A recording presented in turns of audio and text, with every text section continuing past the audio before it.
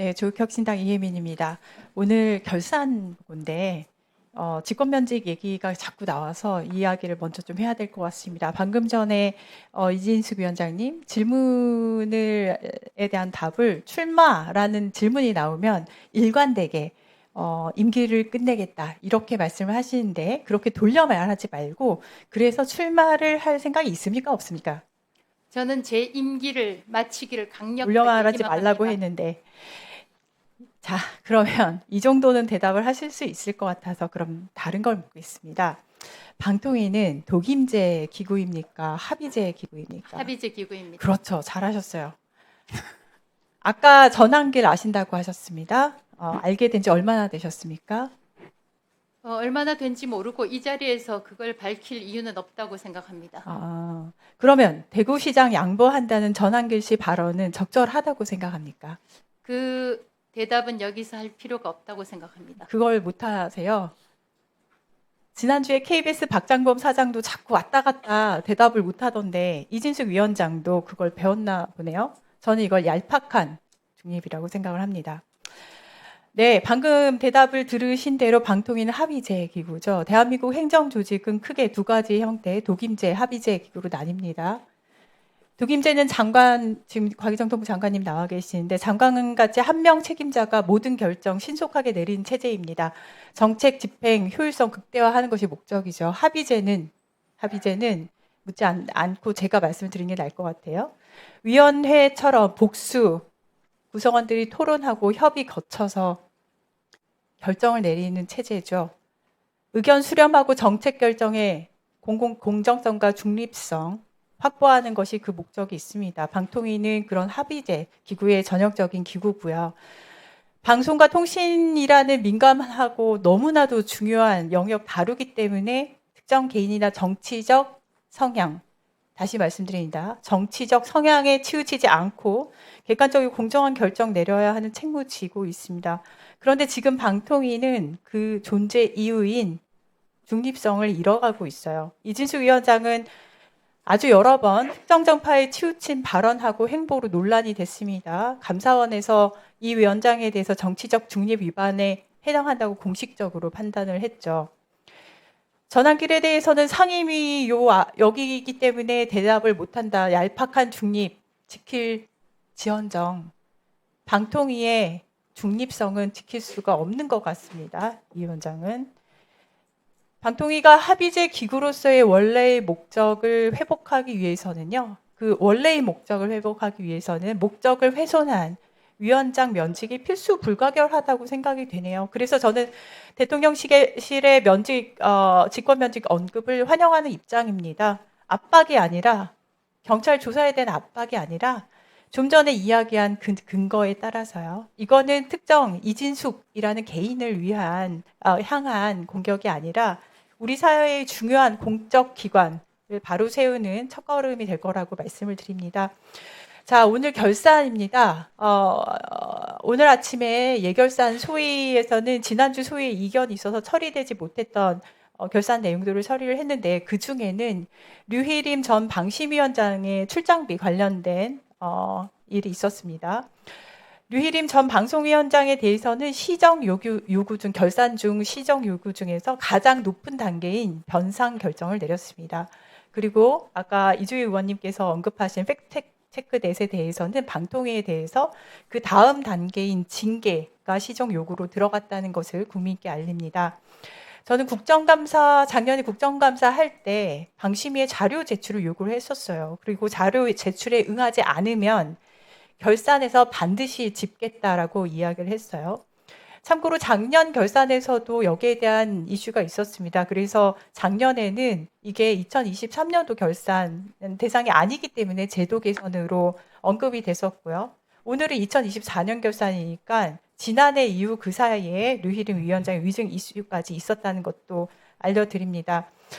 결산 보고하고 심의하는 거는 국회가 정부 지출 내역 꼼꼼히 따지고 거기에 대한 시정 요구를 하는 단계죠. 이거 통해서 문제 재발 방지하고 세금 제대로 쓰일 수 있는 기준을 만들어가는 것입니다. 지금 앉아 계시는 이진숙 위원장 포함해서 여기 앉아 계시는 분들은 이거를 반드시 명심해야 된다고 생각을 합니다. 지금 국민 세금 쓰는 거라서. 오늘 국회 가방위 예결소에서는 KBS, EBS 부분에 대해서 아직 기관에서 준비가 안 됐다고 해서 심의를 안 했는데 그중에서 방통위에서도 들으세요. KBS는 자료를 내지 않았습니다. 자료를 내지 않으면 결산 심의, 조금 전에 방심위처럼 결산 심의에 차질이 생길 수밖에 없어요. 저는 이 자리를 빌어서 KBS 박장범 사장 KBS 결산에 대한 자료 요청 성실히 임할 것을 요구합니다. 제출 안 하면 곧 있을 결산 심의 그리고 다가오는 국정감사 지속적으로 문제 제기될 수밖에 없음을 알려드립니다. 한 가지 더 말씀을 좀 드리겠습니다. 윤석열 정권 하에서 보안 부분은 굉장히 많이 축소가 됐었습니다. 저는 그 결과물들을 지금 정권이 뒤집어 쓰고 있다고 생각을 하고 있어요. 그렇다고 해서 정부에서 손 놓고 있을 수는 없죠. 지난번 SKT 해킹 사건 그 늦장 대응 때문에 소비자 피해 이미 보셨을 거고 계속해서 나오고 있는 뭐 예를 들면 KT하고 LG U+에 대해서 정밀 검사 못한다 이런 이야기들 알고 계실 거라고 보고요. 예스24 보안 이슈 계속 나오고 이제는 금융 부분인 롯데카드 해킹 이슈까지 생겼습니다. 과기정통부는 해킹 이슈에 대해서는 그 전문적인 조사하고 모니터링 그리고 제대로 된 보안 체계 개선 방안에 대해서 의견을 내실 수 있어야 되고요. 그 국감 때 제가 보안 거버넌스 포함해서 이 부분을 조금 더 짚을 예정입니다.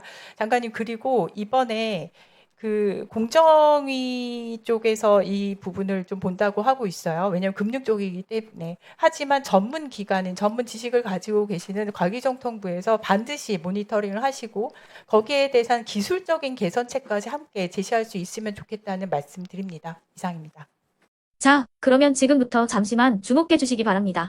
제가 구독자분들을 위해서 선물 하나를 준비했는데요. 제가 항상 여러분들께 드리는 말씀이 있습니다. 뉴스만 평소에 잘 챙겨보셔도 돈이 되고 돈을 벌 수 있다라고 말씀을 드렸는데요. 여러분들은 여기 보시는 삼성전자 뉴스를 보고 어떤 생각이 드세요? 아니면 정치인들의 뉴스, 날씨 뉴스를 보고는 어떤 생각이 드시나요? 그냥 뉴스만 보고 끝내는지 아니면 이 뉴스를 어떻게 이용할 수 있는지 이 부분을 고민하고 계시는지를 되물어보고 싶습니다. 그 이유가 뭐냐 하면 제가 지난번에 여러분들께 뭐라고 말씀을 드렸었죠? 지금은 반도체 섹터를 눈여겨보셔야 한다고 말씀드렸습니다. 그리고 나서 이런 썸네일들 뉴스를 통해서 많이 보셨을 겁니다. 반도체 내용이 이슈가 됐을 때 부자들은 어떻게 생각한다? 반도체 관련주들은 뭐가 있는지, 어떤 종목이 가장 좋은지, 어디에 투자해야 돈이 몰리는지 자연스럽게 생각한다고 제가 말씀을 드렸죠.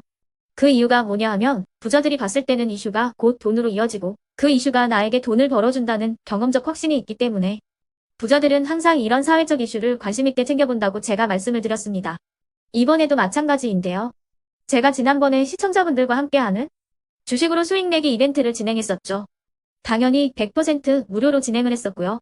여기 보시면 아시겠지만 제가 지난번에도 구독이라고 보내주신 모든 시청자분들께 반도체 관련주 중에 가장 크게 급등할 딱 한 종목, 많은 종목도 아니라 한미반도체 한 종목을 여러분들께 추천드렸어요.